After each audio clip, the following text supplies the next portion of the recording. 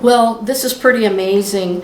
In the last video where I was giving all those revelations that God had given me about the kings of Saudi Arabia, the Quran being connected to the name Iscariot, as well as just other prophetic things I was talking about, where Jesus said, "Depart from me, I never knew you," and having to do with Islamic people. It's pretty amazing to me. You know, I mentioned sending that revelation a long time ago to Penny Caldwell, and she and her husband Jim are the ones who discovered the split rock in Horeb out in Saudi Arabia.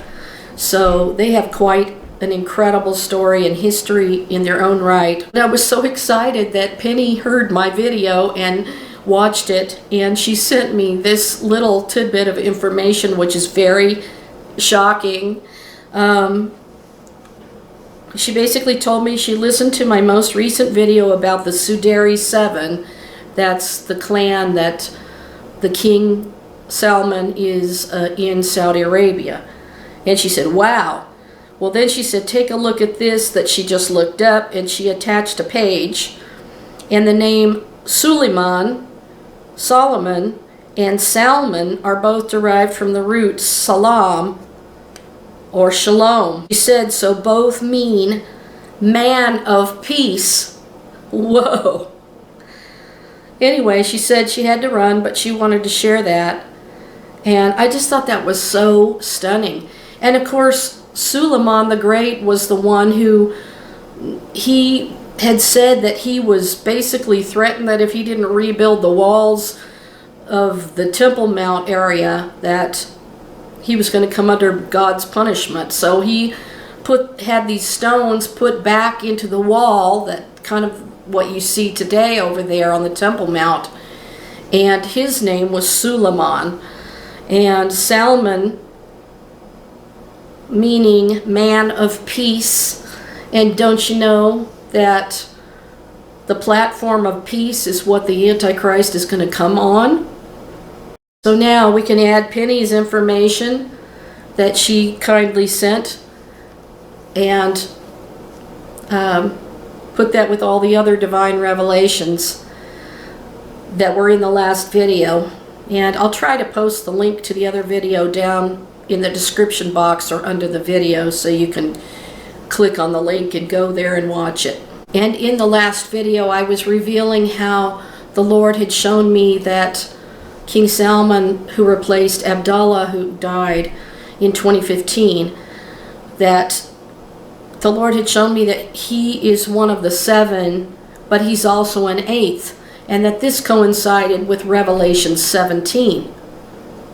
Now, what I was trying to tell you when I revealed the letteth and let that is in the English King James Bible, and King James did the translation there in England, the rendering of letteth and let means a land lease. And I was telling you in several of my videos that when I realized that the person taken out of the way is the one occupying the Temple Mount, where it's not allowing the temple to be built. Because remember, Daniel the prophet was specifically facing Jerusalem when he prayed, praying for the restoration of Holy Mount Moriah, restoration of the temple in Jerusalem. And most importantly, he was praying for God's presence to return to his holy mountain, which is the one in Jerusalem that the Temple Mount is on.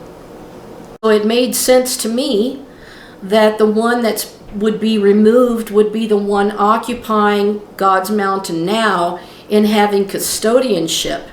And I believe that there'll be some sort of land lease deal for 7 years, you know, where the Jews can have a piece of the Temple Mount so that they can build the 3rd temple on it. But when he loses custodianship, it'll be transferred to another person, and that person would be Mohammed bin Salman. And now we're going to see how that's setting up for exactly that, because there's some articles that I just found that pertain to that exact scenario happening as far as one being removed and the other one taking his place. And I believe that the land lease will be broken halfway in the 7-year time, and that breaking of the land lease will stop at once the sacrifice and oblation that will be started up again. And at the end of that time of Jacob's trouble, then Yeshua descends in the second coming. He's coming down on a white horse and bringing all of us with him on white horses following him, because we'll already be there in the rapture with the Lord. In that passage in Revelation 17, it also indicates that there were 5 that were fallen. That's 7 Saudi kings that have died. One that's King Salman, and the one that is yet to come is Mohammed bin Salman. And he is the one at the very end that I believe will be having control and custodianship of the Temple Mount. And all of these things will be fulfilled exactly as the scripture says. Now, people have speculated if it is him that's going to be up there. But the revelations that came with that was what I was trying to show, that was indicating that it would be. So that's mainly what I was trying to show in those revelations. But let me just read this by Tova Lazaroff, published originally August 20th of 2020, and then it was updated February 16th of 2021 in the Jerusalem Post. Now, this was during the time of when the Abraham Accords were going on, and the UAE was signing on to make peace with Israel. And of course, I just told you that I realized that Dubai has 10 sheikdoms. So each region, each of the 10 regions, each one has their own sheikh that controls their area. And they could possibly be part of the 10 that it talks about in the prophecy. Now, this article states, can the Temple Mount be a trading card to entice the Saudis? Saudi Arabia already enjoys a custodianship of the sacred mosque, the Al-Masjid al-Haram in Mecca, which is the holiest shrine in Islam. But U.S. President Donald Trump didn't even pause when asked by a reporter in Washington if Saudi Arabia would follow the United Arab Emirates, which signed the peace deal with Israel to normalize ties. He said that he believed that they would. Trump was so eager to answer that question from the White House podium, he didn't even wait for the reporter to finish before interrupting her in the affirmative. It was as if the Saudi foreign minister, Faisal bin Farhan, had not just hours earlier announced that his country had no intention of signing a peace deal with Israel prior to its withdrawal to the pre-1967 lines within the context of a final status agreement for a two-state solution with the Palestinians. Trump's son-in-law, Special Advisor Jared Kushner, had been more cautious about Saudi Arabia when predicting which countries might agree to recognize Israel prior to any deal with the Palestinians, noting that it would happen, but perhaps not right away. Former U.S. Ambassador to Israel, Martin Indyk, speculated on Twitter, and then in an interview with the Jerusalem Post, that one way to get Saudi Arabia to the table was to offer them some form of custodianship over Jerusalem's Temple Mount, known to Muslims as the Al-Haram al-Sharif. It was, he clarified, a speculative idea and not one which he would recommend. Saudi Arabia already enjoys custodianship of the sacred mosque, the Grand Mosque in Mecca, which is the holiest shrine in Islam. It is also custodian of the second holiest shrine, the Mosque of the Prophet known as Al-Masjid al-Nabawi. Saudi custodianship of Al-Haram al-Sharif, the third holiest site, would expand its role as keeper of the Muslim faith. So basically that's saying Saudi custodianship of the Temple Mount would expand its role as keeper of the Muslim faith. its role that the House of Saud has always sought, achieving success already a century ago when it secured custodianship of Mecca and Medina mosques from the Hashemites. Hashemites are the king of Jordan, who had previously held that role. So you got these two factions of Islam, the king of Jordan and the King Salman of Saudi Arabia. And right now it would be King Salman, but the one who will succeed him would be Mohammed bin Salman. This special religious role is so important that Saudi Arabian King Salman bin Abdulaziz Al Saud, also referred to as the custodian of the two holy mosques. Until after World War I, all three mosques had been controlled by the Hashemite dynasty, which now rules Jordan. The Hashemite kingdom has maintained custodianship of the Al-Aqsa Mosque in Jerusalem, that's on the Temple Mount, a role that is enshrined in its 1994 peace treaty with Israel. The Trump peace plan references maintaining this role. But that has not prevented speculation, particularly in the media, that the Trump deal could include some role for Saudi Arabia in Jerusalem. There are obviously other issues that could entice Saudi Arabia, such as an advanced military weapons or assurances with regard to Iran, but the issue of Jerusalem continues to resurface. Jewish Agency Chairman Isaac Herzog spoke of the possibility of a Saudi role in Jerusalem in 2018 when he was an MK, the Labour Party leader and opposition chairman. Among the stumbling blocks to a Saudi-Iran deal is the philosophical divide on Israel that exists between King Salman and his son, Crown Prince Mohammed bin Salman, otherwise known as MBS. MBS has spoken on the record about wanting ties with Israel. In some ways, he would like to have done what the UAE did, Indyk said. What would it take for MBS to go to his father and say, "We should recognize Israel and have an open relationship like with the UAE," Indyk speculated. I imagine he would go to his father and say, "I got you, Jerusalem. Dad, your forefathers kicked the Hashemites out of the mosques of Mecca and Medina," Indyk said, drawing out an imaginary conversation between the two men. MBS would tell his father he would work with Jared Kushner to get you control of the third holiest mosque and will kick the Hashemites out of there as well, Indyk said.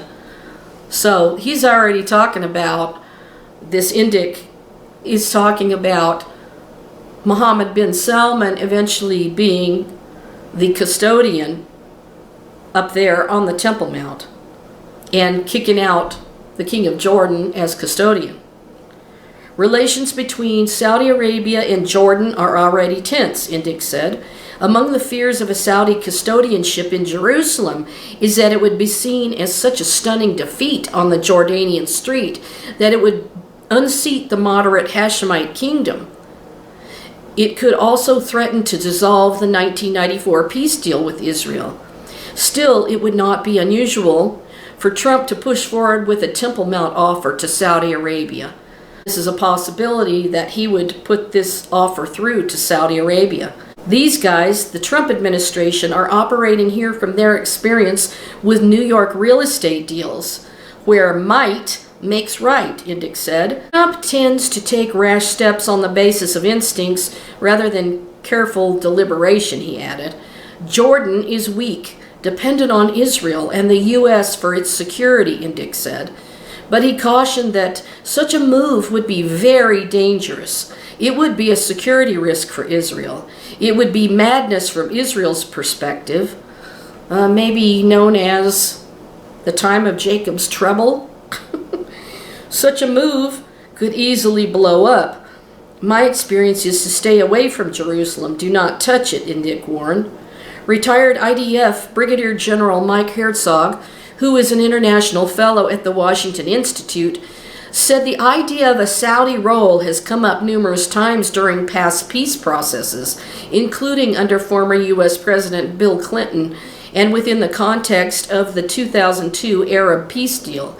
Even as far back as 1967, in the aftermath of the Six-Day War, former Defense Minister Moshe Dayan spoke of the possibility of a Saudi flag in the area of the Temple Mount.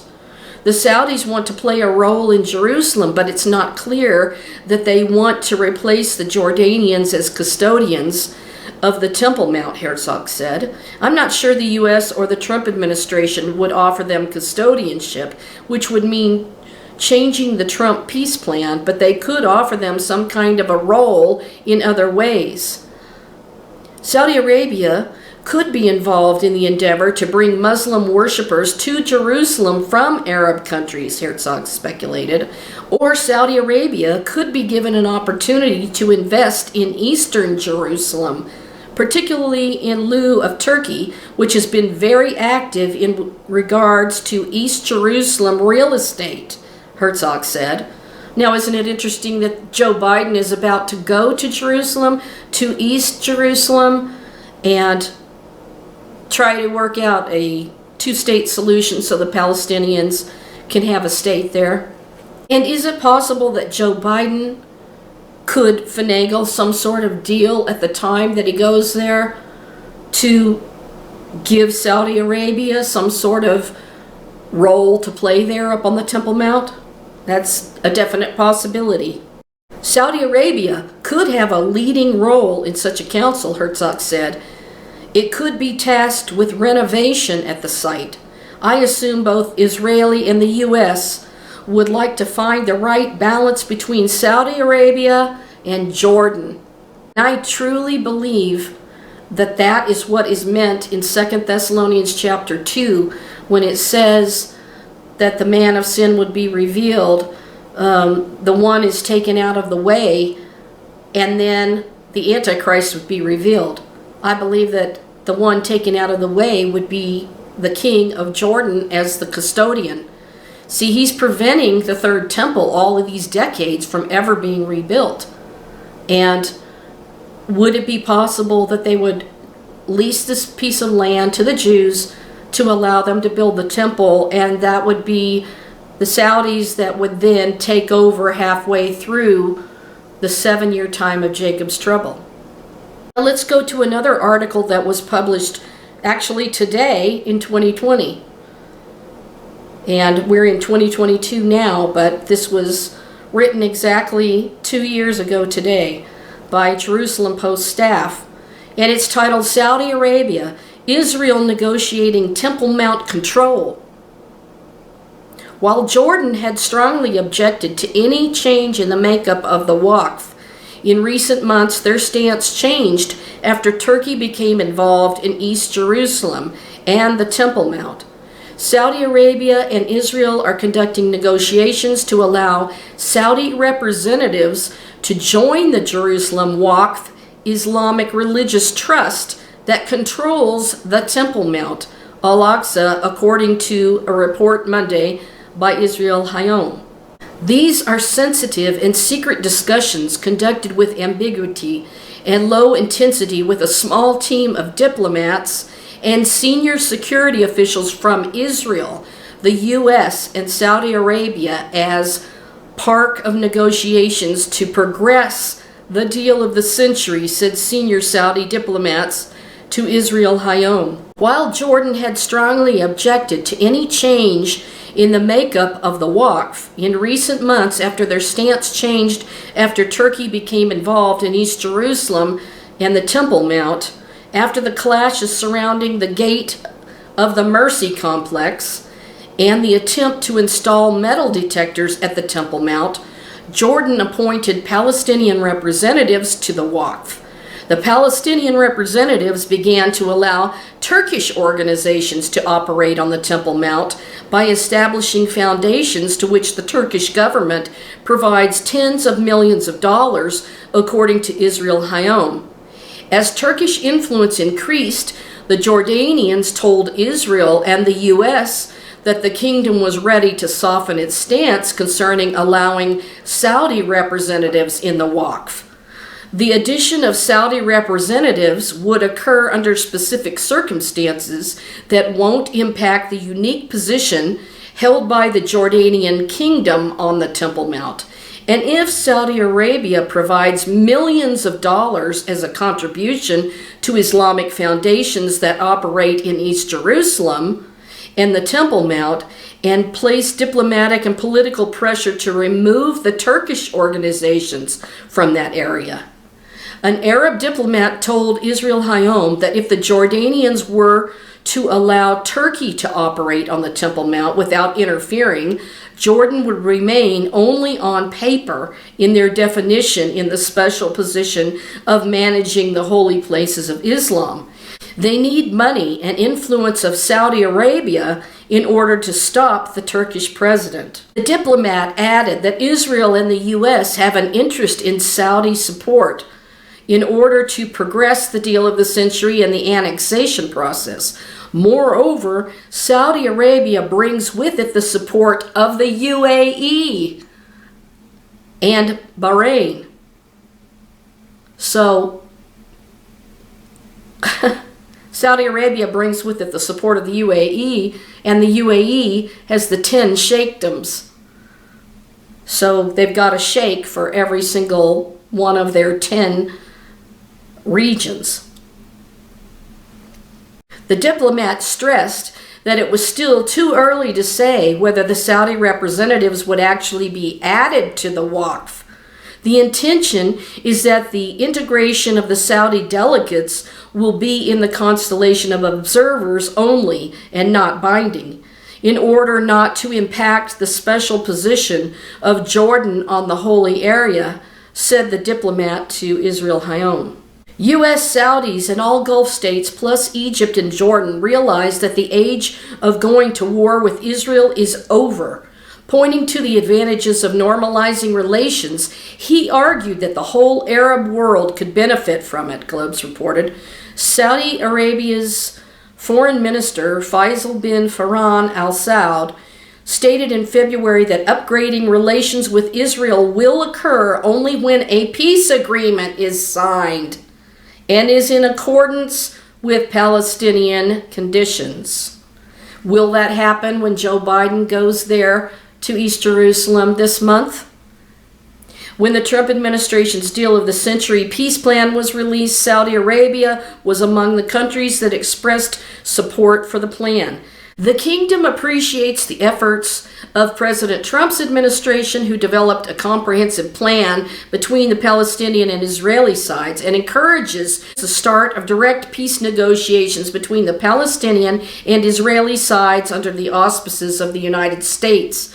The statement reads, it also called to resolve any disagreements with respects of the plan through negotiations to move forward the peace process to reach an agreement that achieves legitimate rights of the Palestinian people.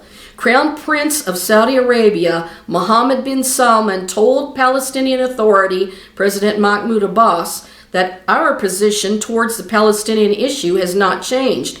All the Arabs and we are with you. The establishment of a just and comprehensive peace must be worked for. Peace is the strategic choice which will bring a permanent solution that will fulfill the rights of the Palestinian people, according to Channel 13. In an interview with German newspaper Der Spiegel in May, Jordan's King Abdullah II stated, in the Arab League, the one-state solution is still completely rejected. When the one-state plan was published 6 or 7 months ago, His Highness the King of Saudi Arabia said, no, we are with the Palestinians.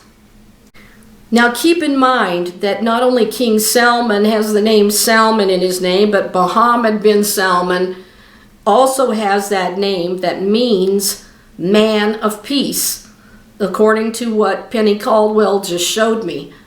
And he's talking, Mohammed bin Salman right here is talking about this peace that must be established by some sort of agreement with Israel. So basically what that means, and what God revealed about King Salman when he took over for King Abdullah that died in 2015, he is the one that is, and the one that's yet to come is the one that's the prince, Mohammed bin Salman, who will become king should something happen to King Salman. And he would be a prince and then a king. And that name, Salman, Penny said, both mean man of peace. And she said, whoa.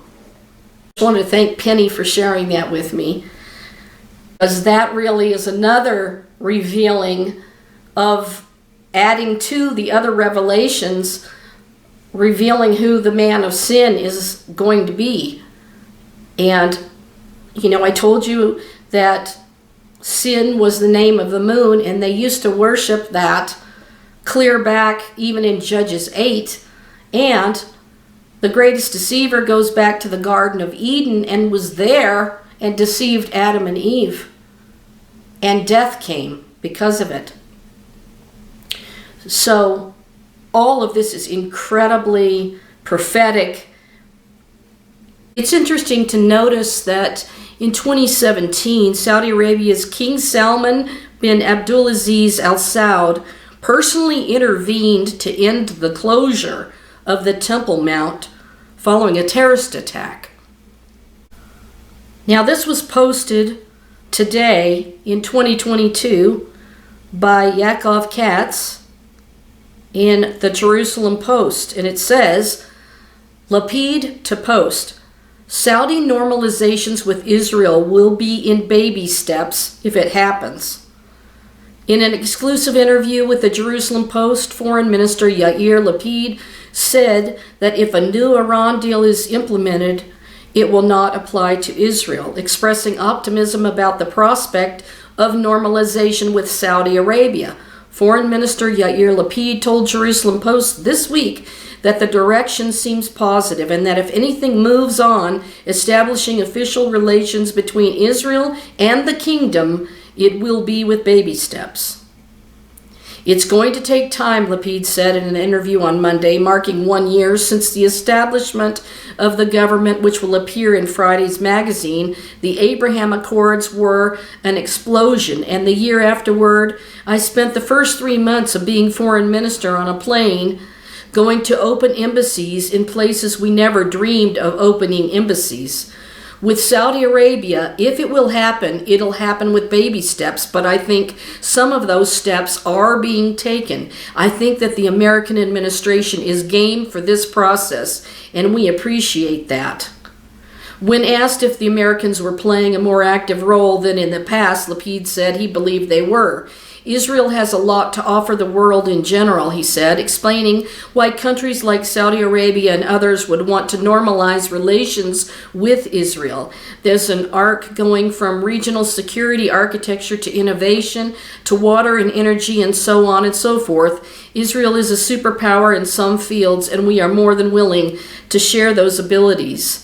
Now, this should interest you, too, that the Times of Israel had reported that over 100,000 Muslim worshippers took part in mass prayers on the Temple Mount in Jerusalem the evening before the end of the Muslim holy month of Ramadan that was on May 1st.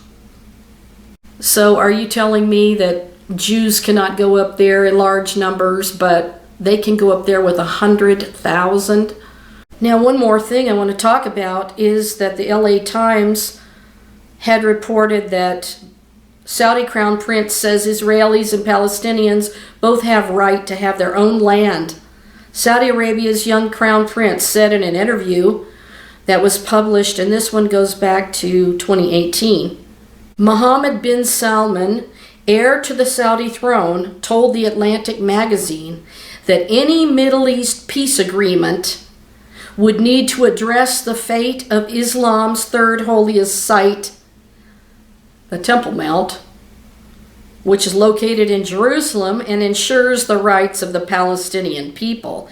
Even so, his comments appeared to mark a break with the public posture adopted by most Arab leaders. 2 Arab countries, Jordan and Egypt, have peace treaties with Israel, but most Arab countries, including Saudi Arabia, do not recognize Israel. However, there have been recent signs of a warming between Israel and the conservative kingdom, whose aging monarch, King Salman, has already handed many leadership responsibilities over to the crown prince. So, King Salman, the one who is, Mohammed bin Salman, the one who is to come. Mohammed was at that time currently visiting the U.S. and focused on attracting investment and presenting himself as a reformist who has pushed for social changes such as granting Saudi women the right to drive. The young crown prince is close to President Trump's son-in-law Jared Kushner, and a bitter Saudi rivalry with Iran's government dovetails neatly with Trump's own hawkish views on Tehran. Critics are mistrustful of Mohammed, however, painting a recent anti-corruption drive by the crown prince as a thinly veiled power grab meant to sideline royal rivals and force wealthy business leaders to sign over billions of dollars in assets. In the Atlantic interview, Mohammed was asked whether he believed that the Jewish people had the right to a nation state in at least part of their ancestral homeland. Quote, he says, "I believe the Palestinians and the Israelis have the right to have their own land," he replied. "But we have to have a peace agreement to assure the stability for everyone and to have normal relations." Referring to the contested mountain in Jerusalem's Old City, revered by Jews as the Temple Mount and by Muslims as the Noble Sanctuary, the Crown Prince said Saudi Arabia had religious concerns about the fate of the Holy Mosque in Jerusalem and the rights of the Palestinian people. But he added, "We don't have any objection against any other people." Though Trump has said in regards to Middle East peace that the ultimate deal, the rift between Israel and the Palestinians has widened during his tenure. Palestinians were infuriated by Trump's declaration that the U.S. recognized Jerusalem as Israel's capital, seemingly dismissing the Palestinians' claim to part of the city as the capital of their future state. Saudi Arabia was among the many states across the Muslim world that denounced the Trump administration's stance on the holy city. Mohammed in the interview suggested that sharing economic interests might be a powerful driver of normalization efforts with Israel. So if they did that sharing arrangement on the Temple Mount with Islam and the Jewish people to build the third temple, that goes along with what he suggests as far as sharing these normalization efforts. Israel is a big economy compared to their size, and it's a growing economy, he said. Of course, there are a lot of interests we share with Israel, and if there is peace, there would be a lot of interest between Israel and the Gulf Cooperation Council countries and countries like Egypt and Jordan. Saudi Arabia's position, like most other Arab states, has long been that there can be no ties with Israel until it cedes territory captured in the 1967 Middle East War to make way for the Palestinian state. Under Netanyahu, however, there had been indications that Israel and Saudi Arabia were bonding over their common deep mistrust of Iran. Saudi Arabia opened its airspace to a commercial flight to Israel, a groundbreaking symbolic step that Israel greeted with near euphoria. Reports have also surfaced of secret contacts between Israel and the Saudis, although both sides publicly maintain their distance. So there you go. They're setting up the peace agreement that's coming. It's going to involve God's holy mountain, the ability of the Jews to build their temple. The king of Jordan wants another mosque built there. The Turk had said that when he was going to help build the third temple, and that the third temple would be a mosque, and the rabbis that were sitting there from the Sanhedrin just nodded their heads. They up and down like yes. So you can see how they're trying to bring all nations there as a prayer for all nations, But this is going to wind up in a conflict because they're worshiping somebody who's not God, but is the greatest deceiver.